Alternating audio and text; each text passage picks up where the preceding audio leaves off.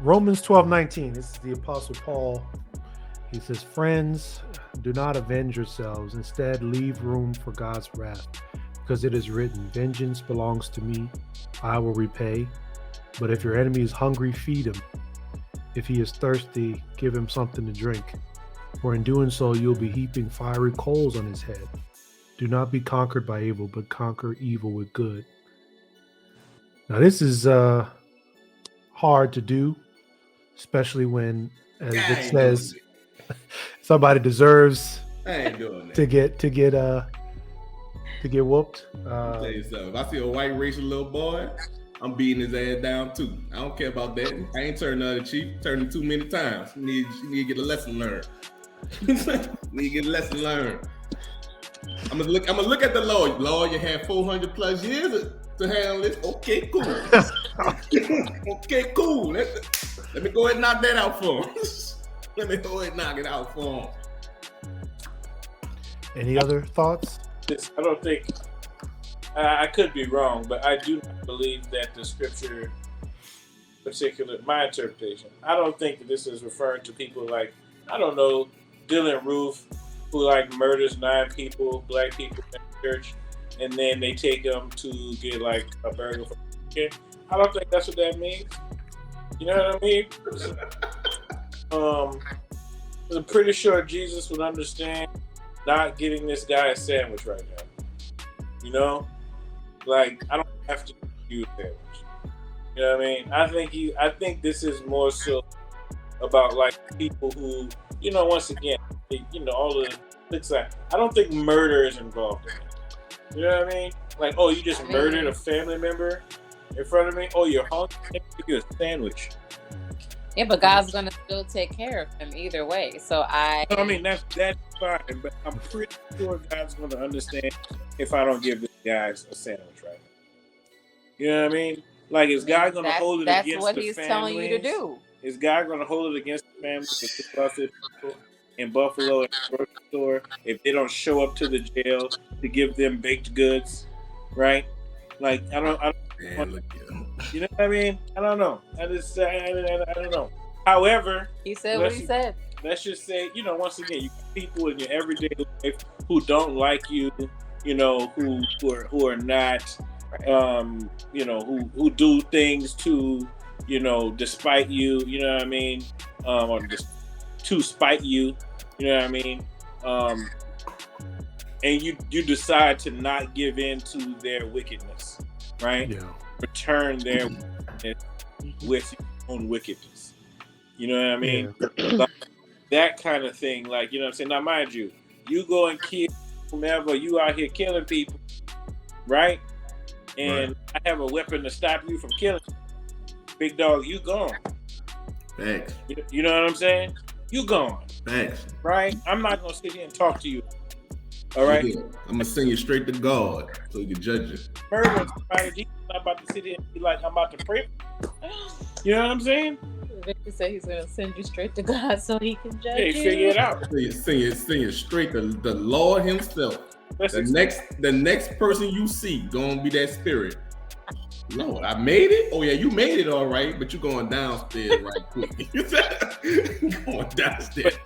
But it's interesting. The scripture said, "Make room for God's wrath." So, the question is, have you ever seen God's wrath on someone that deserved it? Hell yeah! Not from you.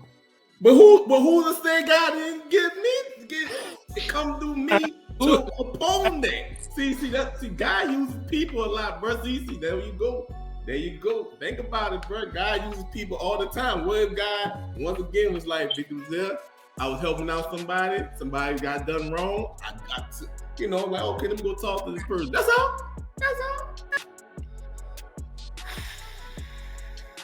It's really about trusting God's ways better.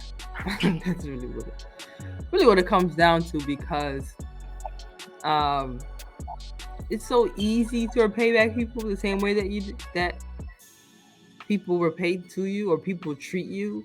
But I think it's understanding that, number one, our level of vengeance can never compare to God's level of vengeance. And you see that in the Old Testament when God repaid back people 20, 30 times over of how people were treated. Even if you even take the incident of Saul and David, he didn't just kill Saul, he killed his whole family, his kids. Like, he could not, there was no continual lineage of Saul Erased. to that point.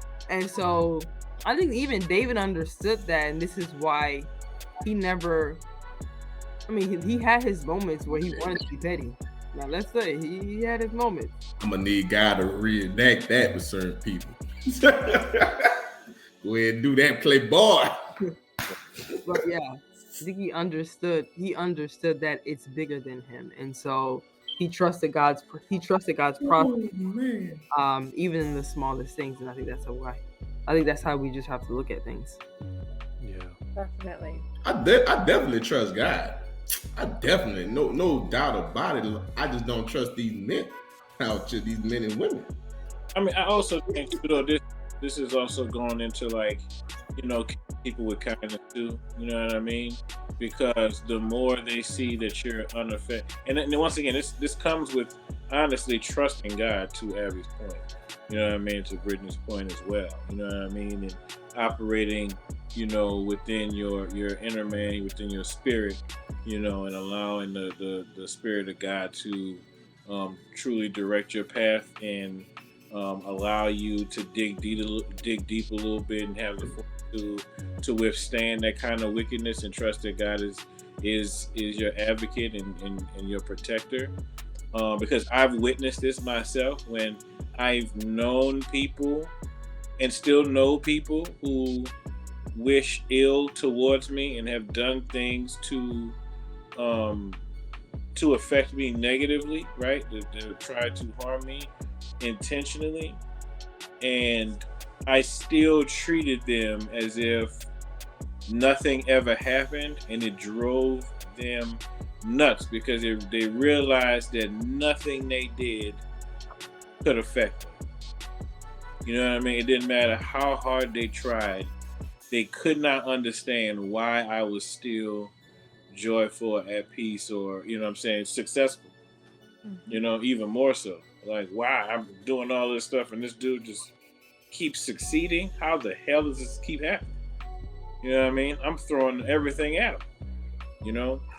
So that's where the true faith in God and really understanding that vengeance comes in that form too. They're completely at turmoil internally because of your success. And I think that's what the scripture is really getting towards. And I think it means protect. Like, some people may read that scripture and say, okay, that's protection for bad people, so they could do bad, and then the people who are not doing anything to harm anybody else, they can't do nothing. But I think that scripture is trying to protect us, because when we fight back, or when we take vengeance on ourselves, like, there are consequences, and I think there's consequences to vengeance too.